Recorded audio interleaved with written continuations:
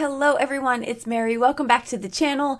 So excited about today's video because I'm going to show you a few first looks of items that I purchased and what I thought of them. Now we have some hits, we have some misses. Let's take a journey together and take a look at all of these goodies. These are just filler pictures, even though they kind of come into play. I just needed them to blabber at you for a minute. Okay, so the first thing that I want to introduce you to, a crafty friend viewer sent me this. This is a 36 by 24 glass magnetic mat. Now it does not have the grid, but as you can see, $59.99 is a lot cheaper than the other glass mat that I use from a different company. I love that glass mat, don't get me wrong, but I wanted to share this with you and check it out and see if it's worth having. Of course, it's personal preference of what you want in your craft room, but it's a huge glass magnetic mat. So let's talk about it a little bit closer. This takes up virtually my entire desk. I love working with a glass mat. I think you can pretty much do all the things on it. This one, someone asked me in a live, do I know a glass mat that doesn't leave marks when you cut it? This one, I tried to cut through it big time and it did not leave a mark, a scratch. Not that I can really feel. So that's something.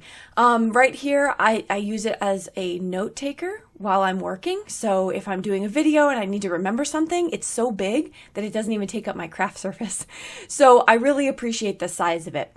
I don't use it for filming often though. I get that question a lot. Where's the glass mat from the grid one? I don't use it for filming because it just dims everything and I don't really like the look of it. So, but I will of course, for this purpose. Now I am trying the magnets it came with. I'm trying magnets from the Misty and it's not going well. And so then I went and pulled out the other company's magnets and I tried to use those and I wanted to see if they would hold them down. This was probably the most disappointing piece of this because I really wanted these magnets to work. I think the other company's magnets worked best. Then I put down all like 7 and it still didn't work. So that's the miss on this. I couldn't get a magnet strong enough to hold down my project. However, I do like a lot of the other properties of this glass mat. So for example, I'm going to do some ink blending, not surgery, contrary to my blue glove here. But I did some ink smushing on there, or ink blending. And then I'm going to clean it, pick up some ink from my mat so you can see the ink smushing properties. You can see the cleanup. It's great. It is a great mat. A ton cheaper than the other ones out there. And they even have one on Amazon that's bigger than this. So you can hang it up. You can use it for your house, a note taker, schedule, whatever you like. So I thought it was great. And I wanted to introduce at least what I thought of it thus far. Let's keep it moving. We're going to talk next. I'm pulling out some things I recently got, and a lot of these are going to be testing out with you today here in this video. Don't mind the Misty. That was a prize for my live classes. If you are not aware, I do live classes monthly. Just click the subscribe button down below in the link to get on my email list so that you get notified for those because we have so much fun and it's pay what you can and it's just a blast. I gave away a bunch of balloon dies. I give all kinds of stuff during the lives, but that's not why we're here. Testing some Gansai Tambi, the pearl colors. I'm also going to be testing the new Simon Hurley neon colors. I forgot to say there's timestamps for this video in the description box. So if you want to jump around and there's certain things you don't care about, it'll list below where you can go in the video. So I am going to try out these neon colors from Simon Hurley. This is a paste if you're new to it. It's I believe these are his lunar pastes. And they're embossing paste, so you can do multiple things with them. You don't have to put them through stencils. You can do all kinds of things. But I wanted to really check out the color. There's nothing new or unique about the consistency of these pastes, in my opinion. So I didn't work with them as far as stencils go because you're still going to get a great result. They dry in the same amount of time as anything else. Probably I would leave it to dry for at least an hour and then check it. If it goes on real thick, you'll need longer. But what I did want to show on the video is how the color comes out. So these colors are extremely bright, beautiful, bright neon colors. They are true to the neon line. And that is something that I haven't seen before yet in embossing paste. So that is something, if you're looking for it, these are really great and super fun. I can see like really retro kind of cards. I say retro, isn't neon? Wasn't neon popular in the 80s? I don't think that's retro. I don't know. However, really fun. We're just going to go with retro. And so super fun stuff. And I really, really like them. So first impressions, great. Great consistency, great color.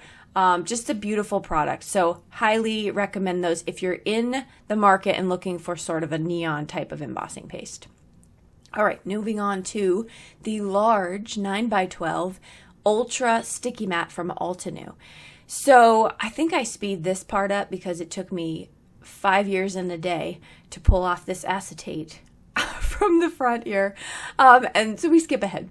And I love the large size of it. So you've probably heard me say I am a huge sticky mat fan. I think the kind of release of this kind of product, this idea of a product is great. I love that the bottom sticks to my mat and the top I can use to hold my stencils down and my paper down and all that good stuff. So I'm a huge fan, and I love the large surface because really if I'm using, let's picture like a A2 size card with a smaller stencil, I can put my ink pads on the actual mat and hold them still. So now I don't need an additional piece of silicone or anything like that. But you know me, there are alternatives that you can get. You don't have to have a sticky mat. You can use the backside of contact paper if you want. So there's lots of things that you can do. But if you're looking at the 9x12, I do love this one. I think I'm going to be using it quite a bit. Now, we can't skip by this and waste this here ink paste. So we're going to spritz both with water. I'm using watercolor cardstock. And I'm just going to get a really fun sort of multimedia, mixed media kind of look for this background. And let me just add it to the 642 backgrounds I have laying around that someday need to be put into cards. What are we going to get? It's almost like gel printing. It's really fun. And I love it. I think it's super fun. So yeah, I think I might have actually already cut that one up. I don't know. Now let's move on to the next product. This is the Gansai Tambi Pearl Color Inks. I wanted to try them because they looked really bright and they're supposed to be pearlescent. I watched a watercolor lady on YouTube and she said, always wet your watercolors and let it sit for a little bit so you get more opacity and they'll be much brighter. So I did that. And now I'm just going to swatch them out for you in rainbow color so you can see how they mix together. I'm going to speed this up a little. I'm using watercolor cardstock. And I'm also going to show you what these look like on black cardstock. Much to my surprise, pleasant surprise, they looked very different when they dried. So I really liked that. Now I got this beautiful rainbow color here. Oh, I just love it. I think it's fantastic. But the wet, you can't tell. So let me bring in the next frame here where we're going to look at them dry. Okay, so here I have them all dried up. They do dry back a little bit, so they're not as bright, but I love that shimmer. I'm hiding or holding them against the light so you can see it on purpose. You can see that real pearlescent look. Very pretty, does not wipe off on your fingers. So I love that. There must be a mixative in there so they stay put on the paper. So loving that. Now I'm going to show you what it looks like when they're up against some black cardstock. So this first one here, before we do that, I did the white color on black so you can see what that looks like. A really pretty pearlescent splatter. I think that's great, and I think that would be really pretty. Is it spatter or splatter? Ooh, controversy in the comments. If I'm saying that wrong, sorry. Now this one's on regular cardstock and you can see, even dried, it didn't hold the color as well as the watercolor cardstock. So the watercolor cardstock did a much better job right there, holding on to that color. I'm still not a huge fan of it on the black, but I do think it would be pretty if there was like a floral stamp. Maybe that would be really nice. And then you're actually coloring something up. But there's the difference between the white and black watercolor cardstock. And I love them. I think they're really pretty. So they're not the cheapest thing out there though, I will say that, but I did really like them. Now I cut down, using my balloon dies, I cut down some balloons from those panels because I didn't want to use the backgrounds and like as a full background. And then the one that I did keep where I sort of watercolored it, I just used a stencil on the front, added a celebrate, and we finished off that card. Let's move on to the next product that I'm trying out. Now these are the Cosmic Shimmer Pixie Sparkles. I got them in the colors Flirty Sky and Boulevard Lights. The gold kind of color is the Flirty Sky.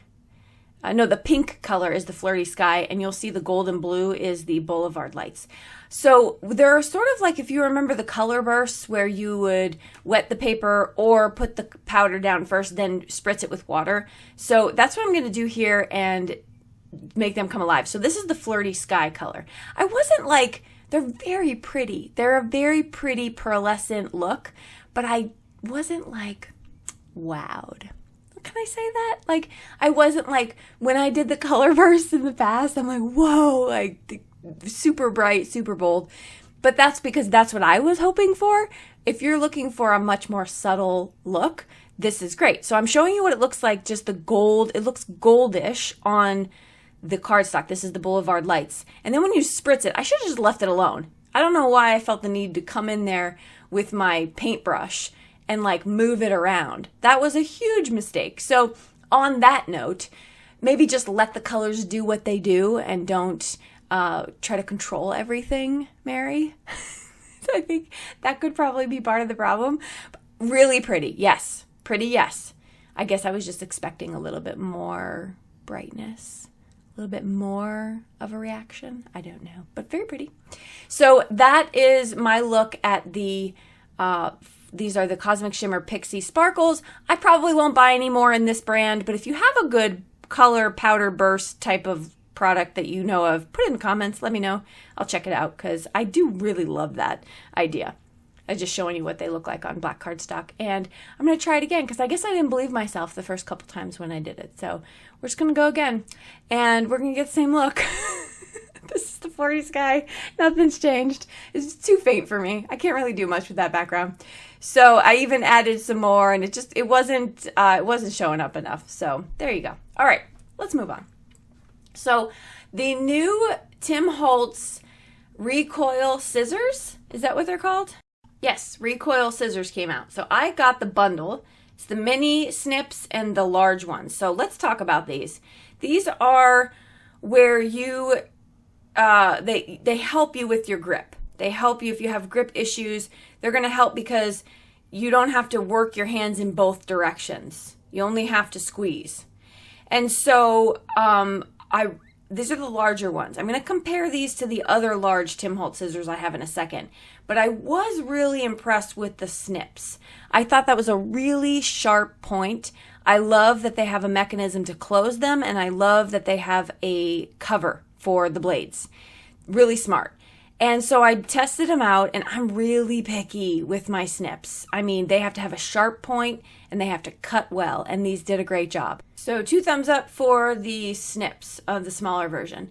I bought the bundle because I maybe saved a couple dollars, but I want to show you the difference between the large Tim Holtz scissors in the, not the Recoil, and then the other one. If grip is not an issue, if you don't need Recoil scissors, I would recommend Tim Holtz larger pair that open up all the way, because look at how I can just cut through this in one fell swoop. I chose that size cardstock so you can see. With the other one, they don't open as wide, the Recoil, so I had to cut twice. Now, if that's a non-issue for you, great, but I just wanted to point that out, that of the two, I would choose the non-Recoil large scissors. But again, if you need them, I think the large ones are great. I do want to show you, though, the tips on the 2 different large size. So the Recoil are on the left and the others are on the right. So if you like a pointier tip, then you're going to want to get the wide open scissors from Tim Holtz. They're non-stick as well. Both of them are. So really like them. They're very good. Now let's take a look at this item that I saw on Amazon. This is cool. So if you're having space issues, but you want to keep all of your little foam dauber pieces separate from each other, this little apparatus here is pretty fantastic. It comes with, I believe, 20 of the foam pieces and 2 of the tools. And what's great about that, when you're doing ink blending, you want 2 tools because you're going to go back and forth between colors. So color 1 to color 2, back to color 1. And you don't want to have to be flipping those foams back and forth. So highly recommend the storage option of that for your ink blending tools if you use those foam daubers. All right, moving right along to The next thing here I want to show you is, now this, in full transparency, is not a first look. It's the first time I'm showing you. My first look happened during my embossing class that I did a couple months ago.